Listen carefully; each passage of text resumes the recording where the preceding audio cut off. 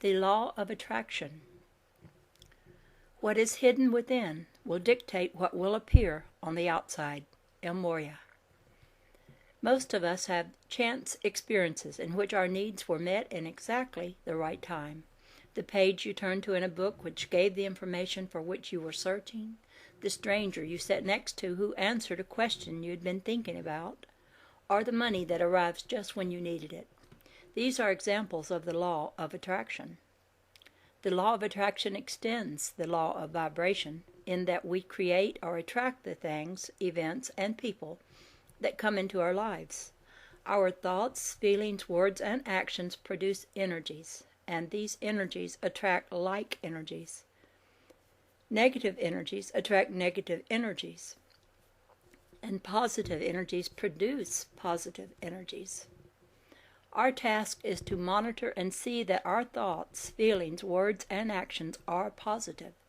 This is often difficult for us to accomplish in a material world of thought forms of violence, sex, and greed. While we cannot be protected from seemingly negative events, we can learn not to dwell on them and thus attract similar events into our lives. An example of the power of this law may be seen in the copycat crimes or evil events which many, including children, see on television and in other media. When people observe certain phenomena, some have a tendency to duplicate them. Just by thinking about things, they create similar events around them. There is strong evidence that the increase in violence among both adults and children is the result of negative images which are not balanced or placed in perspective. A positive example of the law of attraction is that optimistic teachers who have higher expectations of children provide a climate in which children's learning and achievement are increased. Studies have identified similar outcomes among supervisors or mentors and adult workers. When we think positive, loving thoughts, we draw positive, loving people into our lives.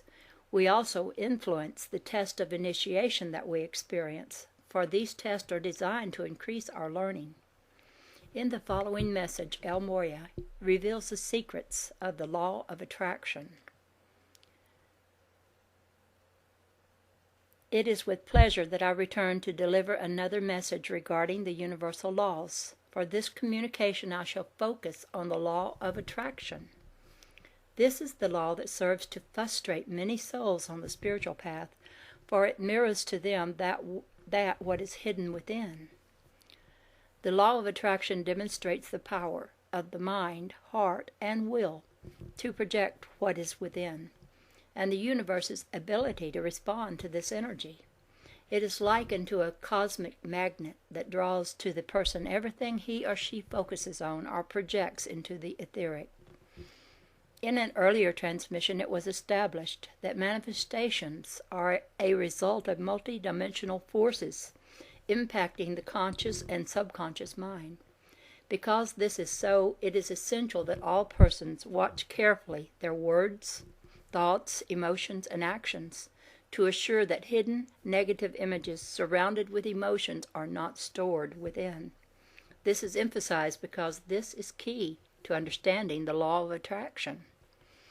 Inner thoughts and emotions determine the level at which one vibrates. This is truth. One's vibrational rate is a frequency. This inner frequency creates a signal that is emitted outward. Once emitted, the signal begins to draw to it other things that reside on that same frequency.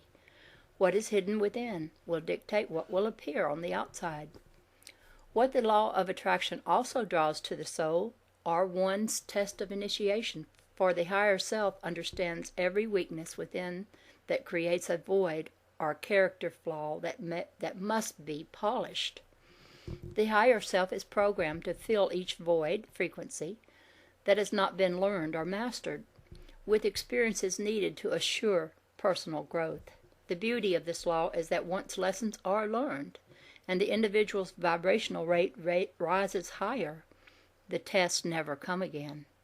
They do not, because the soul rises above the vibrational level of those tests. The soul, now residing on a higher level, will receive only experiences that vibrate on this new level. The miracle is that the higher one goes, the better and better life becomes. The law of attraction controls the rate and sequence of events that impact a person's life. Quickness of mind and control over the emotional body are the key elements that dictate the rate at which events occur. Once individuals master control over their mental and emotional bodies, they then experience only that which has been carefully programmed into their conscious and subconscious minds. It is at this point that they demonstrate more control over what happens in their lives. If a person has not mastered the mental and emotional bodies, and often performs erratically and negatively, then the law returns to that person events and people that reside on the same level of discordance. These individuals feel as if they are constantly swatting at flies, often wondering if they will ever get rid of them. This is the state that makes many people feel helpless and victimized. Often, individuals believe that they are like ships being tossed about on stormy waters.